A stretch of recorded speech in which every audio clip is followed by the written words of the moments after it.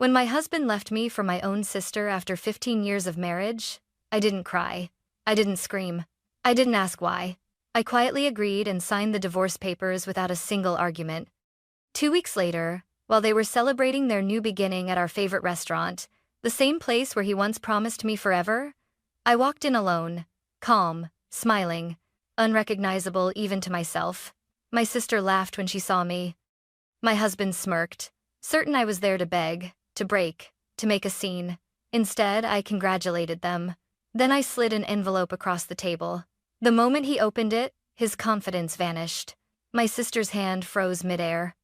Because inside that envelope was a DNA test that proved the one truth they never thought I'd uncover. And in that instant, I realized something chilling. They didn't just betray me.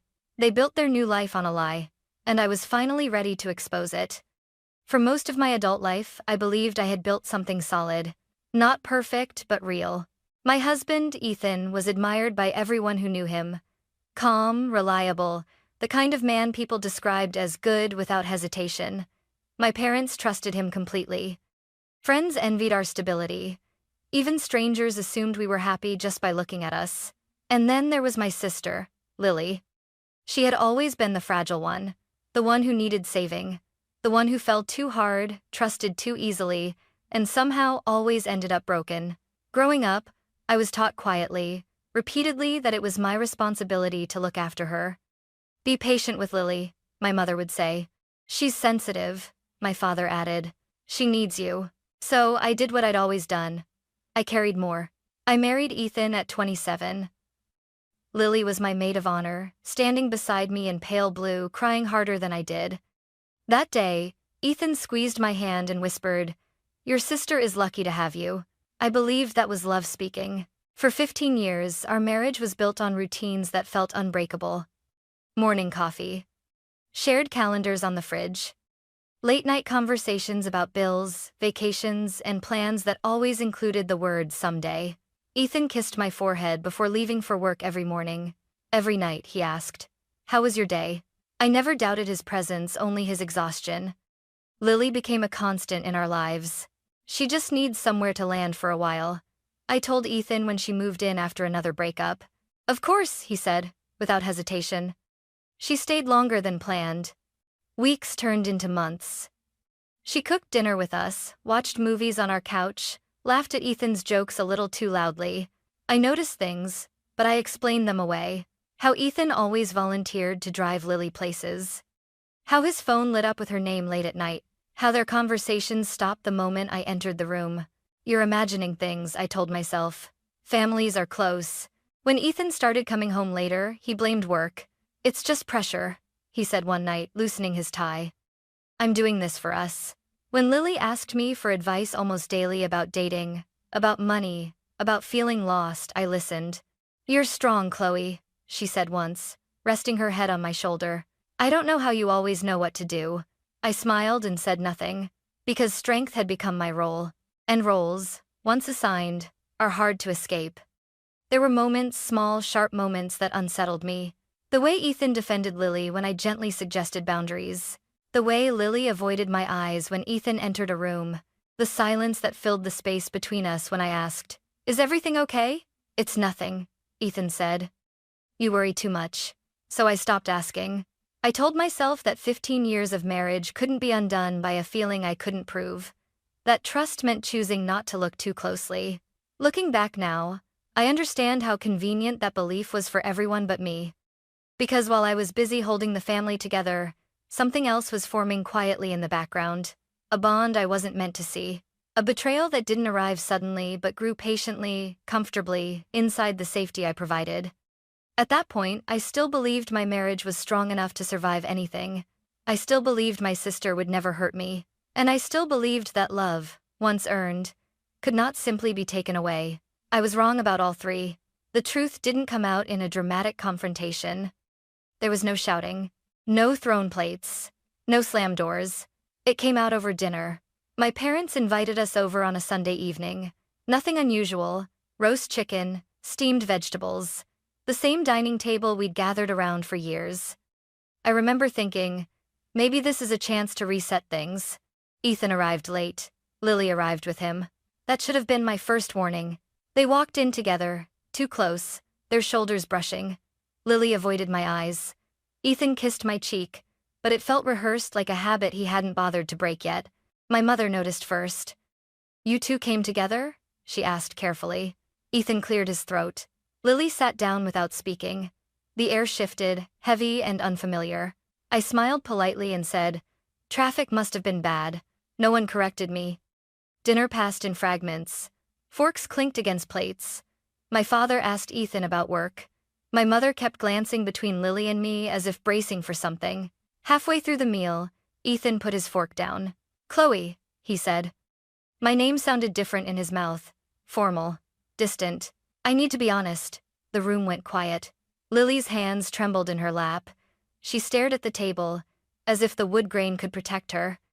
Ethan continued, "I don't think it's fair to keep pretending everything is normal." I felt my heartbeat slow, not race.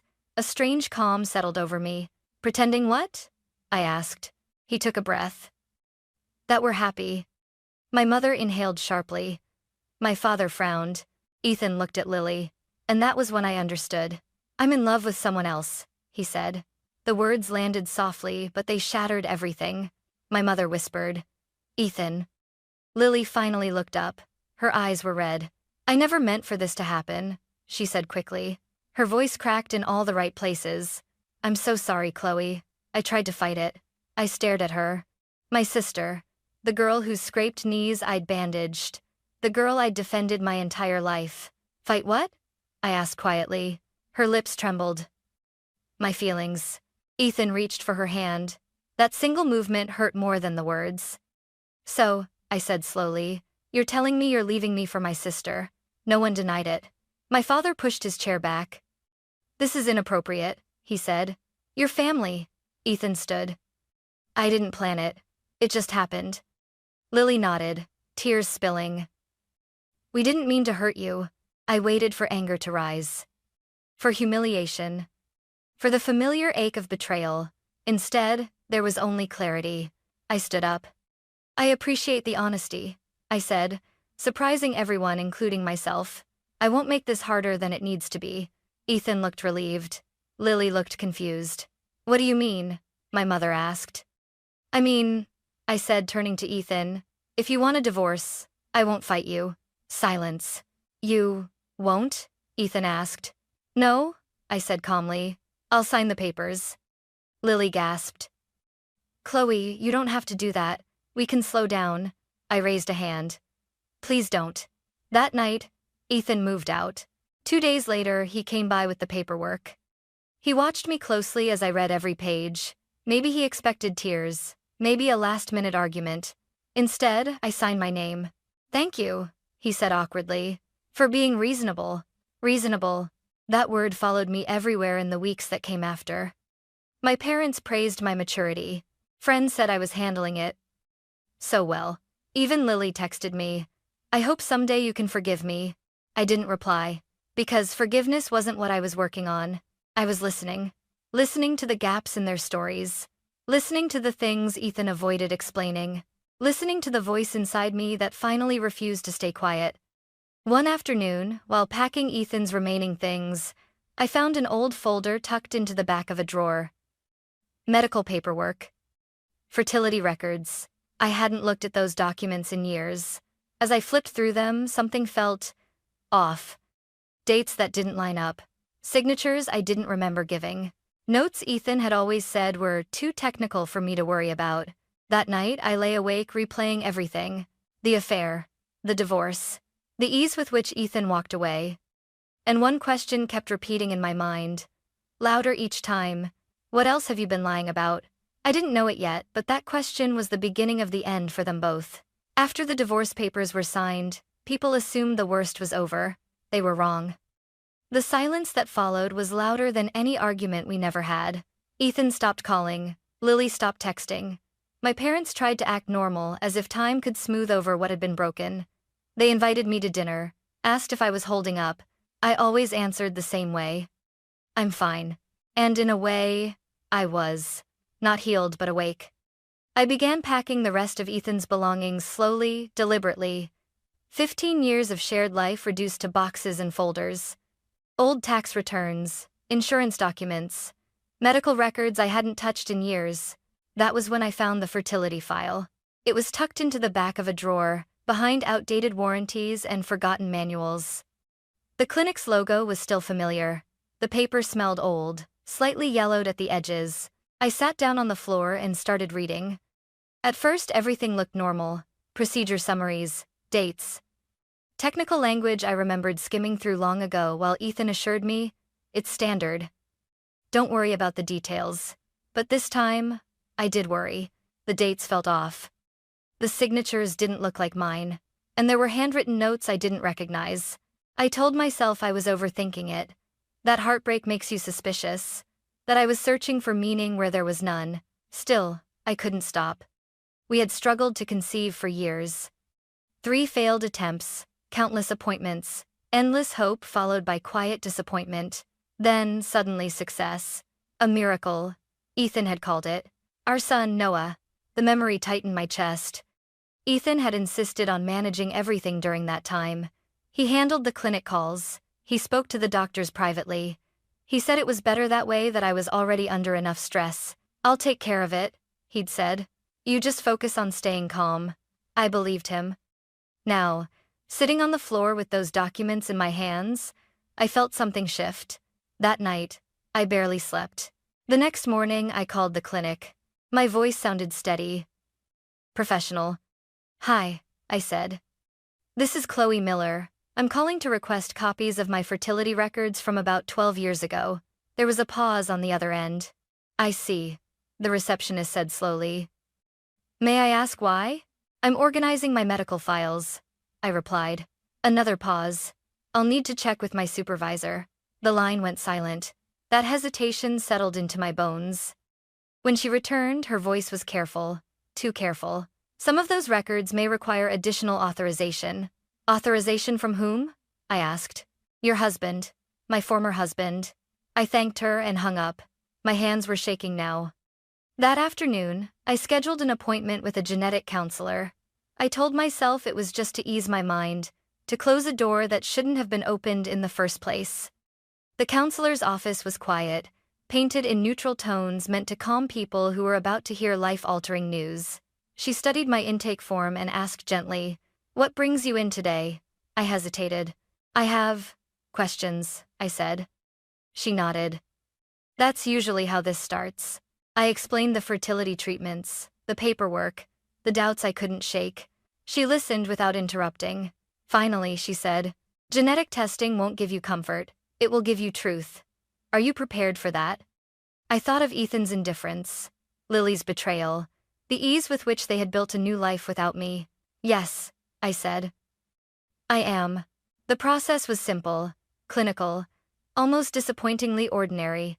A sample from Noah, and one from Ethan.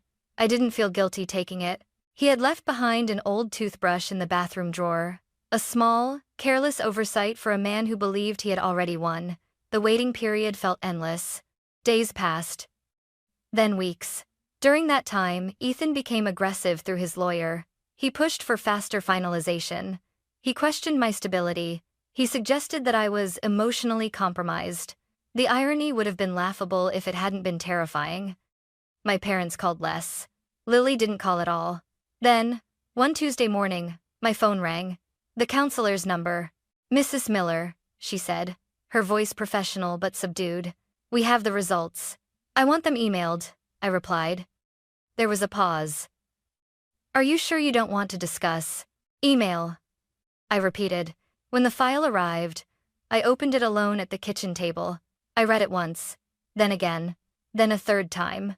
Probability of paternity, 0%. The room didn't spin. I didn't cry. I sat there, staring at the screen, as everything rearranged itself inside me. Ethan wasn't just a cheating husband. He was a man who had made decisions about my body, my family, my future without my consent. He had known. That truth settled heavier than anything else. That night, I confronted him. Not with anger, not with accusations, with facts. "You knew," I said. There was a long silence on the other end of the phone. Then he exhaled slowly. It was complicated, he replied. No, I said quietly. It was deliberate. That was when I understood something essential. The affair was not the beginning of the betrayal. It was the final symptom of a lie that had been building for years. And now that I had proof, I knew exactly what I needed to do next. After the truth came out, I didn't rush to confront anyone else. Not my parents, not Lily, not even Ethan beyond that first, quiet confirmation. Instead, I did something far more dangerous. I stayed calm. People mistake silence for weakness. They assume it means you've accepted defeat. What they don't understand is that silence creates space, and space allows you to see everything clearly. The first thing I did was hire a lawyer. Not the aggressive kind. Ethan preferred the ones who threatened and postured. I chose Margaret Collins, a quiet woman with sharp eyes and a reputation for being thorough. She listened without interrupting as I laid everything out. The affair, the divorce, the fertility records, the DNA test. When I finished, she folded her hands and said, "Chloe, what you're describing isn't just betrayal. It's a violation of informed consent." Those words settled heavily in the room. "What does that mean?" I asked. "It means," she replied carefully, "that decisions were made about your reproductive life without your knowledge or agreement. That has legal consequences." For the first time since everything began, I felt something shift. Not relief, not anger, possibility. Margaret instructed me to document everything. Every email, every text, every medical record, every conversation, even the ones that felt insignificant. Especially the ones that feel insignificant, she added. That's where people get careless. So I became observant. When Ethan emailed about scheduling visits with Noah, I saved it. When his lawyer hinted that I was being uncooperative, I archived it. When Lily posted carefully cropped photos online, new apartment, new life, I screenshotted everything. I didn't respond. That silence made them comfortable. Ethan grew bolder. "You're being surprisingly reasonable," he said during one phone call. I expected more resistance. "I just want what's best for everyone," I replied evenly. He relaxed after that. Lily, on the other hand, reached out one night. "I know this is hard," she texted. "I hope someday you'll understand." I stared at the message for a long time before deleting it. Understanding wasn't my goal. Accountability was. Margaret arranged for a medical ethics consultant to review my fertility records. His findings were careful but troubling. "There are irregularities," he said during our meeting. "Notes that suggest procedural decisions were made unilaterally, by Ethan." That same week, I received a letter from Ethan's lawyer. They were pushing for full custody, claiming my emotional distress made me unreliable. I laughed out loud when I read it. Not because it was funny, but because it was predictable. They wanted to intimidate me, to rush me, to force me into reacting emotionally. I did none of those things. Instead, Margaret filed a response requesting time, documentation, and oversight. The court granted it. Time was on my side now. During those weeks, I watched Ethan and Lily carefully. They moved fast, too fast. New apartment, joint holidays, public appearances as if rehearsed. People congratulated them on finding happiness. No one congratulated me for surviving betrayal quietly, and that was fine, because I wasn't performing for anyone anymore. One afternoon, Ethan called unexpectedly. "I need you to sign a few additional forms," he said casually. "It's just to finalize things." "Send them to my lawyer," I replied. He hesitated. "Why make this harder than it needs to be?" "I'm not," I said. "I'm making it accurate." That word unsettled him. I could hear it in his silence. Later that week, Margaret handed me a thick folder. "We've identified potential violations," she said. "Nothing moves forward yet, but we're building a foundation." I nodded. I wasn't ready to expose everything. Not yet, because I wanted the truth to land where it would matter most. Not in whispers, not in private apologies, but in a moment they couldn't control. That night, after Noah was asleep, I sat alone in the kitchen. I thought about the woman I had been for 15 years. The one who carried everyone else's needs. The one who trusted without question. The one who believed love meant endurance. That woman hadn't been weak. She had been generous. But generosity without truth is just another form of self-erasure. I wasn't erasing myself anymore. I was preparing, and soon, very soon, they would understand the difference. I didn't plan to confront Lily. At least, not that day. She called unexpectedly, her voice unsteady, asking if we could talk just the two of us. She suggested a quiet cafe halfway between our places, somewhere neutral. I almost said no, but something in her tone told me this conversation was inevitable. When I arrived, Lily was already there, stirring her coffee even though it had gone cold. She looked thinner, tired, not guilty, just strained. "Thank you for coming," she said. I sat across from her. "Say what you need to say," she swallowed. "I never wanted it to happen this way." "That sentence," I replied calmly, "doesn't change what happened." Her eyes filled. "You don't understand.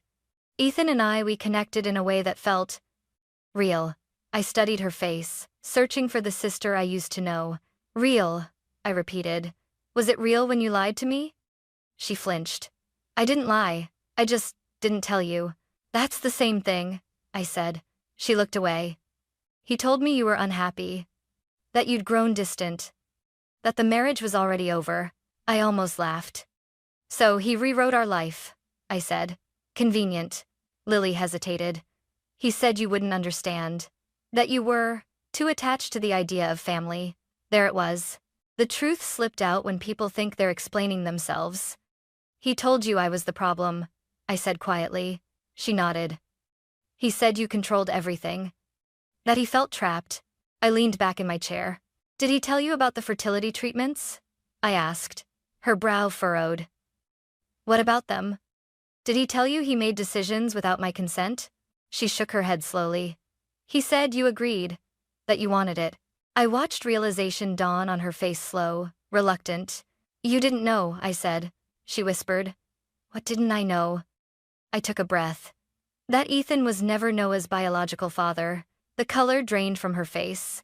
"That's not possible," she said. "He loves Noah." "Love and truth aren't the same thing," I replied. I told her everything. The records, the test, the results. Lily pressed her hands over her mouth. "He wouldn't," she whispered. "He did," I said. "And he didn't tell either of us." She shook her head.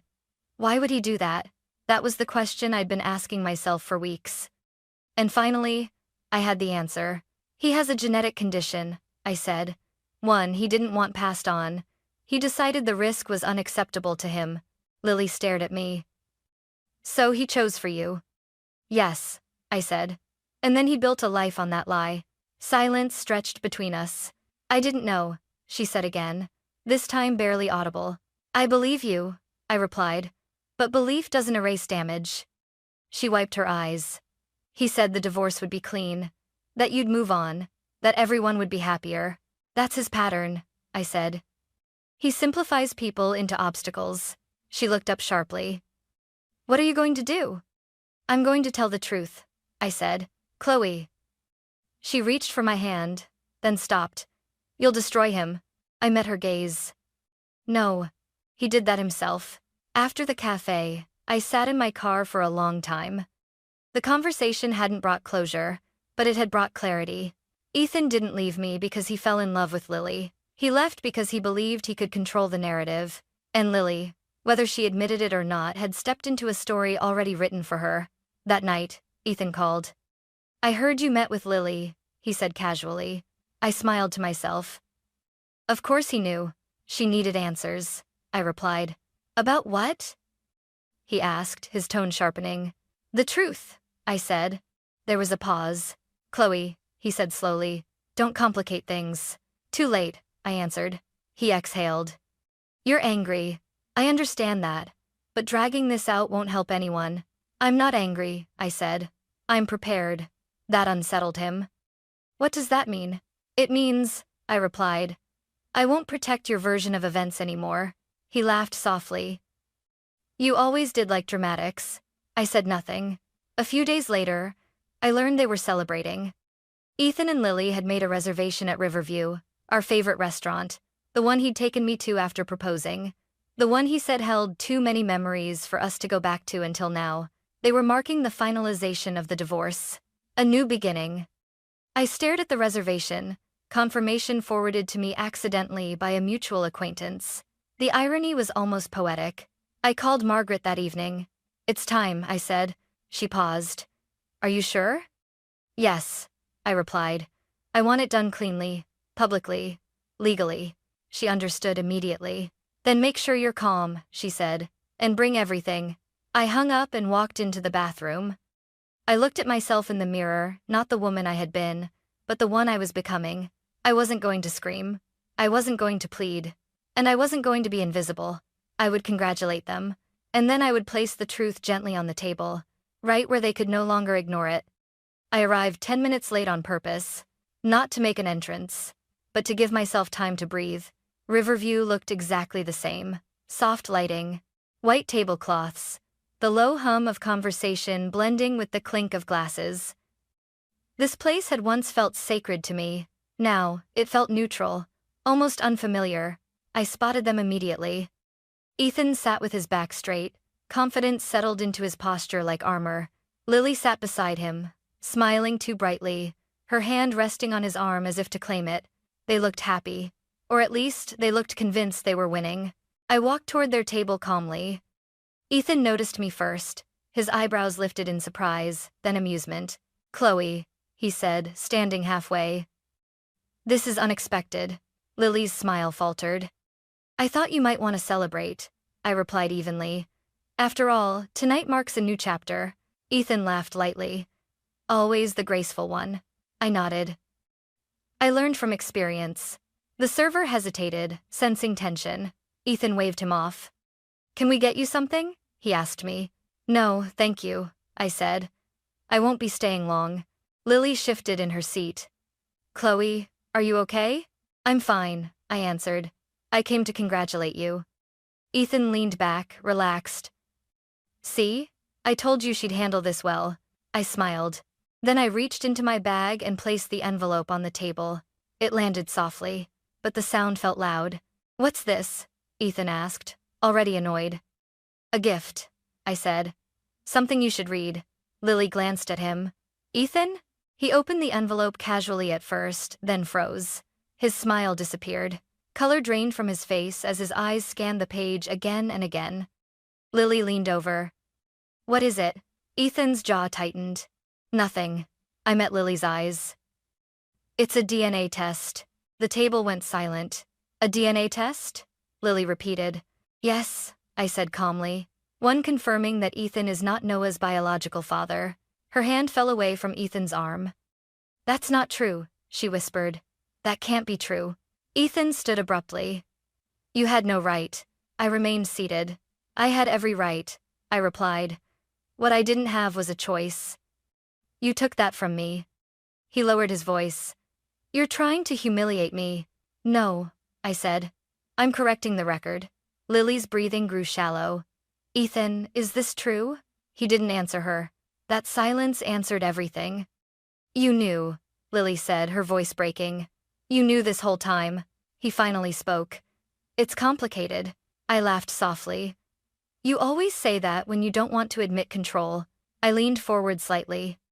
You decided what risks were acceptable, I continued. You decided what I needed to know. You decided what kind of family we would have without me. Ethan clenched his fists. I protected us. You protected yourself, I corrected. And then you left when it was convenient. Lily shook her head, tears spilling. You said it was mutual. You said Chloe agreed to everything. I agreed to a marriage built on honesty, I said. Not one built on omission. Ethan's voice sharpened. This isn't the place for this conversation. You're right, I replied. It should have happened years ago. People at nearby tables were watching now. Whispering. Ethan glanced around, panic flickering behind his eyes. Sit down, he hissed. You're making a scene. I stood slowly. I didn't come to make a scene, I said clearly. I came to end the lie. I placed a second document on the table. What's that? Ethan asked, his voice tight. A notice, I replied. My attorney has formally requested an ethics review regarding your involvement in my medical decisions. Lily gasped. Legal? Yes, I said. Legal. Ethan stared at me, stunned. You wouldn't, he said. I already did, I answered. Weeks ago. For the first time, I saw fear, not anger in his eyes. You planned this, he said quietly. I prepared, I replied. There's a difference. The server returned, nervous. Is everything all right here? Ethan forced a smile. We're fine. I met the server's eyes. We're done. I picked up my bag and looked at Lily one last time. I loved you, I said honestly. That's why this hurts. But loving you doesn't mean protecting a lie. She couldn't meet my gaze. As I turned to leave, Ethan spoke again, desperate now. Chloe, he said. We can fix this. I paused. No, I replied without turning around. You can face it. I walked out of Riverview with my head held high. Outside, the air felt lighter, clearer. I didn't feel victorious. I felt finished. Behind me, their perfect moment had collapsed not because I destroyed it, but because it was never real to begin with. And for the first time since my marriage ended, I knew this wasn't the climax of my story. It was the beginning of my freedom. The fallout didn't happen all at once. It spread quietly, like a crack moving through glass. The morning after the restaurant, my phone wouldn't stop vibrating. Missed calls, voicemails, messages layered on top of one another, each more urgent than the last. Ethan called first. Then Lily. Then my parents. I didn't answer any of them. Instead, I made breakfast for Noah. I packed his school bag the same way I always did. I kissed his forehead and watched him walk out the door, unaware that the ground beneath our family had shifted again. Normalcy was my anchor. By midday, Margaret called. They've retained additional counsel, she said calmly. And they're nervous. I smiled faintly. Good. Ethan's confidence had vanished overnight. His emails were no longer dismissive. They were pleading. We need to talk. This is getting out of hand. You're taking things too far. Too far. That phrase amused me. Because what he really meant was, you're no longer controllable. Within days, the medical board acknowledged receipt of the ethics complaint. They requested documentation, interviews, timelines. Everything Ethan had assumed would remain buried was now being examined slowly, methodically, without emotion, the way institutions investigate truth. Lily finally came to my door 3 nights later. I hadn't invited her. She stood on the porch, arms wrapped around herself, eyes red and unfocused. She looked smaller than I remembered. I didn't know where else to go, she said. I opened the door but didn't step aside. I don't have anything left to explain, I told her gently. She shook her head. I need to explain, so I let her in. She sat on the couch, hands clenched. He lied to me too, she said quickly. About everything. About the treatments. About you. I know, I replied. I feel sick, she whispered. I don't know who he is. I studied her face. The fear. The regret. The realization that the man she'd chosen wasn't a savior but a strategist. That feeling, I said quietly, is what I lived with for years without knowing why. She looked up. Can you forgive me? I didn't answer immediately. Forgiveness isn't a moment, I said. It's a process, and I'm still in the middle of mine. She nodded, tears falling freely now. I'm leaving him, she said. That surprised me but didn't satisfy me. That's your decision, I replied. Not my victory. She left soon after, looking relieved and broken all at once. My parents came next. They didn't apologize the way I expected. They apologized for being uncomfortable. We didn't know how to handle it, my mother said. We thought staying neutral was best, my father added. Neutrality. Another word people use when they don't want to choose sides. I wasn't asking you to choose, I said. I was asking you to listen. They nodded, ashamed. It didn't fix anything, but it shifted something. Ethan's unraveling became public soon after. Colleagues distanced themselves. Invitations stopped coming. Conversations that once happened easily now ended abruptly when he entered a room. Power is invisible until it's gone. One afternoon, he showed up at my house unannounced. I didn't let him in. We need to talk, he said through the door. No, I replied. We need boundaries. He exhaled sharply.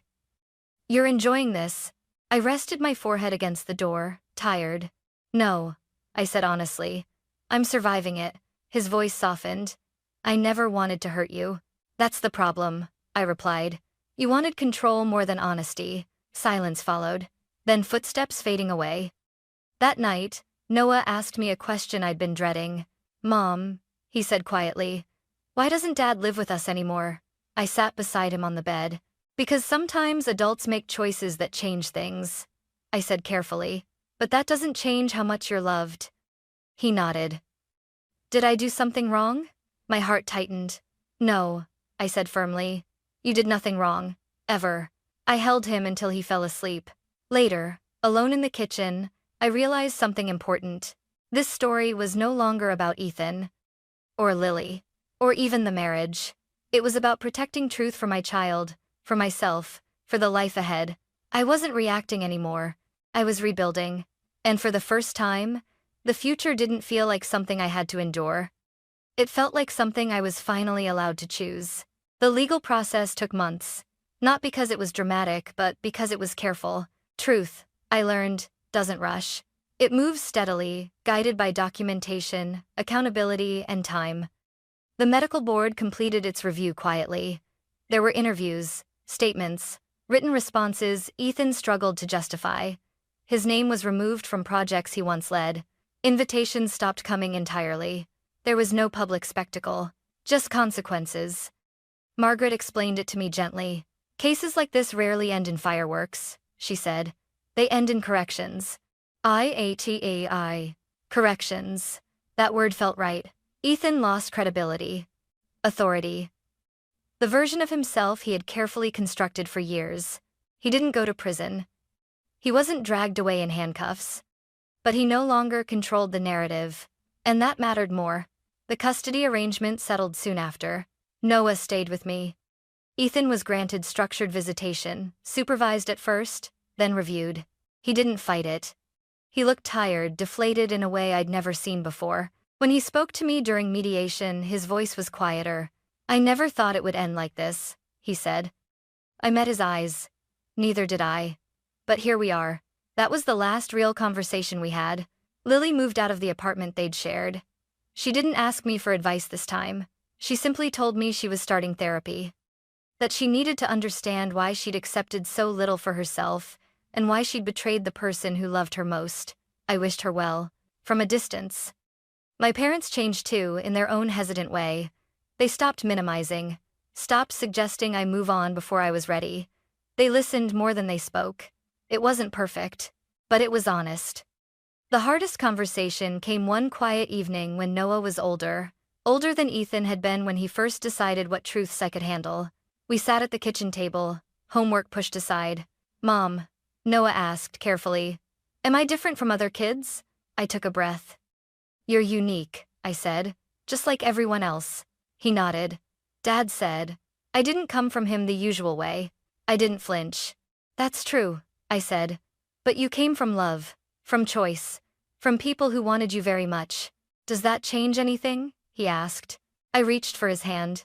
No, I said firmly. It changes a story, not your worth. He smiled, relieved. That night, after he went to bed, I stood alone in the doorway of his room, watching him sleep. I thought about the woman I used to be, the one who believed endurance was the same as strength, the one who carried silence like a virtue, the one who trusted that love meant surrender. She wasn't foolish. She was doing the best she could with the truth she had. But I was no longer her. I had learned something essential through all of this. Truth is not cruel.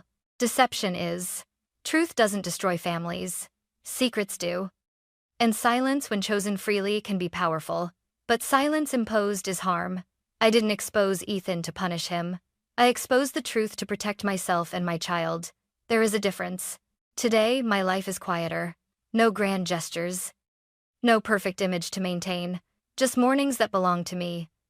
Conversations that don't feel rehearsed. Decisions made with clarity instead of fear. I don't regret the marriage. I don't regret the love I gave. But I do regret how long I ignored my own voice. If there is one thing I would tell anyone listening to my story, it's this. You are not difficult for asking questions. You are not dramatic for wanting truth. And you are not broken because someone chose to lie. Sometimes, the bravest thing you can do isn't to fight. It's to stand calmly, place the truth on the table, and walk away knowing you finally chose yourself. And that, more than anything, is how I found my freedom.